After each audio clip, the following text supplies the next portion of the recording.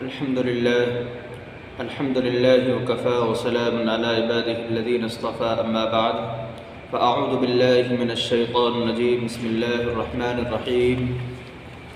محترم سامعین ناظرین، رمضان المبارک کا بابرکت مہینہ چل رہا ہے. یہ مہینہ اسلامی سال کے اعتبار سے، اسلامی مہینوں کے اعتبار سے نواں مہینہ ہے.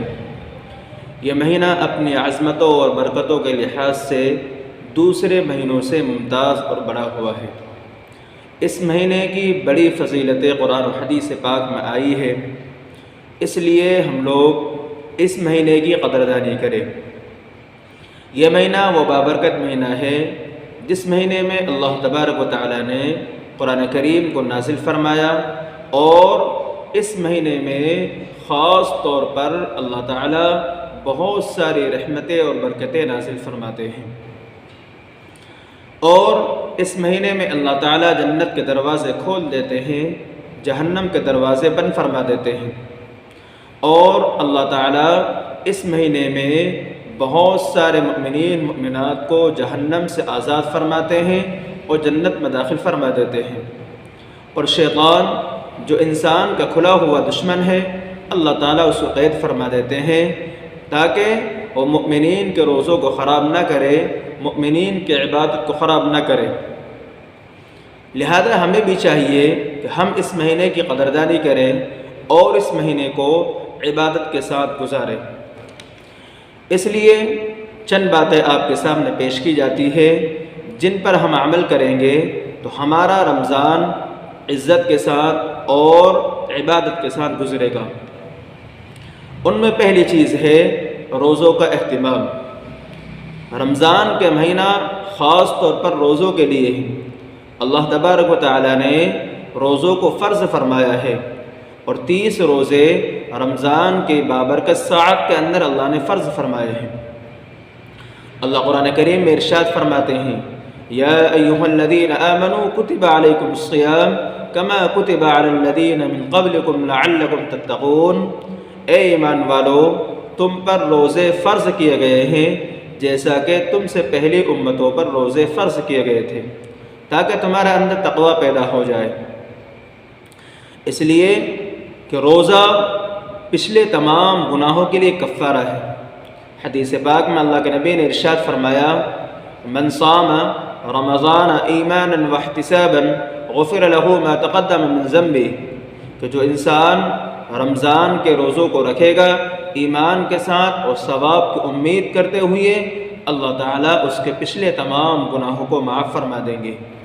اس لیے پہلے کام روزوں کا اہتمام کرنا ہے. اپنی ذات سے کوئی روزہ چھوٹنے نہ پائے، حتی الامکان پوری کوشش کے ساتھ روزوں کا اہتمام کرے. ہاں اگر مجبوری ہے تو شریعت اجازت دیتی ہے کہ آپ روزے چھوڑ سکتے ہیں. جب وہ مجبوری ختم ہو جائے یا بیمار ہے اور بیماری ختم ہو جائے تو اس کے بعد میں اس کے ان روزوں کی قضا کرنا ضروری ہوگا. دوسرا کام، رمضان کے بابرکت مہینے کے اندر اپنے آپ کو گناہوں سے بچانا ہے. گناہ سے بچانا ضروری ہے.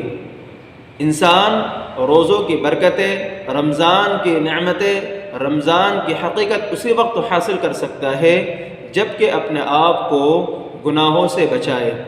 جھوٹ بولنے سے، غیبت کرنے سے، چغل خوری کرنے سے، کسی پر ظلم کرنے سے ہاں اپنے آپ کو محفوظ رکھے، اپنے آپ کو بچائے. حدیث پاک میں اللہ کے نبی نے ارشاد فرمایا کہ جو شخص روزے دار ہو اس کو چاہیے کہ وہ لایانی باتوں سے، شور و شغب سے اپنے آپ کو محفوظ رکھے. اور اگر کوئی اس سے الجھے یا لڑائی کرے تو اس سے کہہ دے کہ بھائی میرا تو روزہ ہے، میں نہیں جھگڑنا چاہتا. اس لیے روزے دار کو چاہیے کہ گناہوں سے اپنے آپ کو محفوظ رکھے، اپنے آپ کو بچائے. تیسری چیز، افطار کی اہمیت. جب ہم اپنے روزے افطار کرنے کا اہتمام کرتے ہیں اور افطار کی تیاری کرتے ہیں تو افطار کے کرنے کے ساتھ ساتھ اپنی افطاری میں غریبوں، یتیموں، مسکینوں کا بھی حصہ لگائے. جس طرح اپنے گھر والوں کے لیے روزے کا اہتمام کرنا، روزے کی افطاری کا سامان کرنے میں ثواب ہے، اسی طرح مسافر ہیں، غریب ہیں، یتیم ہیں، مسکین ہیں، ان کے لیے بھی افطار کا انتظام کرنا ثواب کا کام ہے۔ اور حدیث پاک میں اللہ کے نبی نے ارشاد فرمایا کہ جو انسان کسی روزے دار کو روزہ افطار کرائے اللہ تعالیٰ اس کو روزے دار کے برابر ثواب عطا فرمائیں گے۔ ایک صحابی نے سوال کیا، اللہ کے نبی ہم میں سے ہر انسان روزہ افطار کرانے کی استطاعت اور طاقت نہیں رکھتا تو کہ ہمیں ثواب نہیں ملے گا؟ اللہ کے نبی نے فرمایا یہ ثواب یعنی روزے دار کا ثواب اللہ تعالیٰ روزے دار کو پانی پلانے پر یا لسی پلانے پر یا ایک کھجور کھلانے پر عطا فرما دیتے ہیں۔ اور حدیث پاک میں اللہ کے نبی نے ارشاد فرمایا کہ جو انسان کسی روزے دار کو روزہ افطار کرائے اللہ تعالیٰ قیامت دن اس کو حوض کوثر سے ایسا جام پلائیں گے کہ جنت میں داخل ہونے تک اس کو پیاس نہیں لگے گی۔ اس لیے افطار کا اہتمام کرنا چاہیے اور اپنی افطاری کے اندر غریبوں، یتیموں، مسکینوں کا بھی افطار کا انتظام کرنا چاہیے۔ چوتھی چیز ہے تراویح کا اہتمام۔ اللہ تعالیٰ نے روزے کے اندر رمضان کے اندر 20 رکعت تراویح کو سنت مؤکدہ قرار دیا ہے۔ اور سنت مؤکدہ کہتے ہیں جو واجب کے قریب قریب ہو، یعنی اگر کوئی عذر نہیں ہو تو ان کو چھوڑنا جائز نہیں ہے۔ جس طرح واجب چھوڑنا جائز نہیں اسی طرح تراویح کی نماز کو چھوڑنا بھی جائز نہیں ہے۔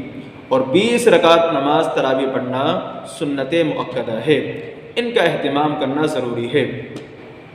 عورتیں اپنے گھروں میں تنہا تنہا اہتمام کریں اور مرد حضرات مسجد میں آ کر کے 20 رکعت نماز امام کے پیچھے پڑھے اور یہ پڑھنا سنت مؤکدہ ہے۔ حدیث پاک میں اللہ کے نبی نے ارشاد فرمایا کہ جو انسان رات کا قیام کرتا ہے ثواب کی نیت سے اور ثواب کی امید کرتے ہوئے اللہ تعالیٰ اس کے پچھلے تمام گناہوں کو معاف فرما دیتے ہیں۔ لہذا ہمیں اختلاف نہیں دیکھنا ہے۔ ہاں، صحابہ کرام کا 20 رکعت نماز پڑھنے پر اہتمام رہا ہے، اس لیے 20 رکعت نماز تراویح پڑھنا سنت مؤکدہ ہے، ہم ان کا اہتمام کریں۔ پانچویں چیز ہے خیر خواہی کا مہینہ۔ یہ مہینہ غمخواری کا ہے، یہ مہینہ ہمدردی کرنے کا ہے۔ جس طرح ہم پیاسے اور بھوکے نہیں رہتے اسی طرح غریب، یتیم، مسکین وہ بھوکے اور پیاسے نہیں رہنا چاہیے۔ ہاں، خوب خیر خیرات کرنا چاہیے، صدقہ کرنا چاہیے۔ جس طرح ہم اپنے روزوں کے اہتمام کے ساتھ ساتھ خوب خرچ کرتے ہیں اسی طرح ہمارے خرچ کے اندر غریب، یتیم، مسکینوں کا بھی حق ہونا چاہیے، ان کے اوپر بھی خرچ کرنا چاہیے۔ چھٹا، یہ مہینہ صبر کا ہے اور صبر کا بدلہ جنت ہے۔ یعنی اگر روزہ رکھنے میں کوئی مصیبت پیش آئے، کوئی تکلیف پیش آئے تو خوشی خوشی برداشت کرنا چاہیے، اس پر مار دھار نہیں کرنا چاہیے۔ ساتویں چیز ہے شب قدر کی تلاش۔ اس مہینے میں ایک بہت انمول رات ہوتی ہے جسے شب قدر کے نام سے یاد کیا جاتا ہے۔ یہ عظمت والی رات ہوتی ہے، برکت والی رات ہوتی ہے۔ اس رات میں عبادت کرنے پر اللہ تعالیٰ 80 سال سے زیادہ عبادت کا ثواب عطا فرماتے ہیں، اور یہ رات اخیر عشرے میں ہوتی ہے۔ لہذا رمضان کی مبارک اور مقدس مہینے کے اندر آخر عشرے میں اس رات کو تلاش کرنا چاہیے اور خوب عبادت کا اہتمام کرنا چاہیے اور شب قدر کی تلاش کرنا چاہیے۔ آٹھویں چیز ہے اعتکاف۔ اعتکاف یہ بھی سنت ہے۔ اللہ کے نبی علیہ السلام نے رمضان کے آخر عشرے میں ہر سال اعتکاف فرمایا ہے۔ لہذا جہاں مردوں کے لیے اعتکاف سنت ہے اسی طرح عورتوں کے لیے بھی اعتکاف کرنا سنت ہے۔ جس طرح مرد حضرات اعتکاف مسجد میں ادا کرتے ہیں اسی طرح عورتیں بھی اپنے گھروں کے اندر اعتکاف کر سکتی ہیں اور ان کے لیے بھی اعتکاف کرنا سنت ہے، اور اپنے گھر کے کام کاج گھر کی عورتوں سے لیتی رہیں اور ایک کونے میں بیٹھ کر کے اللہ کی عبادت اور اللہ کی بندگی کرتے رہیں۔ نویں چیز ہے قرآن کریم کی تلاوت۔ رمضان کا خاص طور پر جو اہتمام کرنے والے ہیں وہ جانتے ہیں کہ قرآن کریم کو رمضان سے خاص تعلق ہے، کیونکہ قرآن کریم مکمل رمضان کے اندر ہی نازل ہوا۔ لوح محفوظ سے آسمان و دنیا پر مکمل قرآن کریم اللہ تعالیٰ نے نازل فرمایا۔ اس کے بعد اور یہ پورا قرآن کریم رمضان کی بابرکت مہینے میں نازل ہوا ہے۔ اس کے بعد اللہ کے نبی علیہ السلام کے قلب اطہر پر جیسی ضرورت ہوتی گئی تھوڑا تھوڑا اللہ تعالیٰ نے 23 سال میں نازل فرمایا۔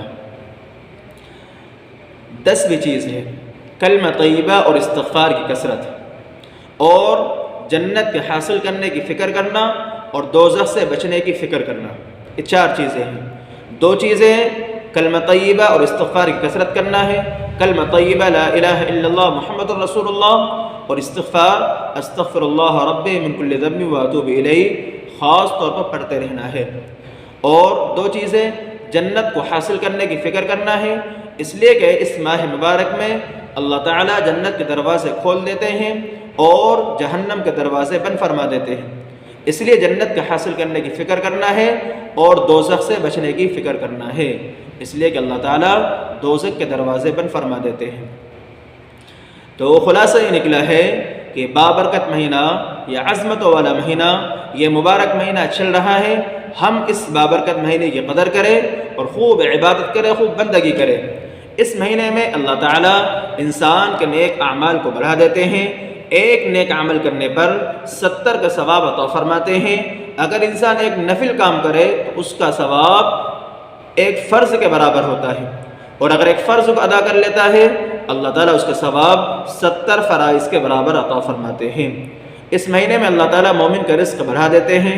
آپ خود اندازہ لگائیں کہ جو چیز ہم اور دنوں میں نہیں کھا سکتے وہ اللہ تعالیٰ رمضانوں میں کھلا دیتا ہے، اس لیے خوب عبادت کریں، بندگی کریں، تراویح کا اہتمام کریں، روزوں کا اہتمام کریں، اور غریبوں، یتیم و مسکینوں کا بھی خیال کریں۔ اللہ تعالیٰ ہم تمام کی عبادت قبول فرمائے اور ہم تمام کو خوب نیک عبادت کی توفیق نصیب فرمائے، اور دعاؤں کا اہتمام بھی کریں، کیونکہ ہر روزہ دار کی افطار کے وقت ایک دعا ضرور قبول ہوتی ہے، اور یاد آئے تو ہم کو بھی اپنے دعاؤں میں یاد کریں کہ ہم سیاکار ہیں۔ اللہ تعالیٰ ہم تمام کو معاف فرمائے اور بہتر بدلہ عطا فرمائے۔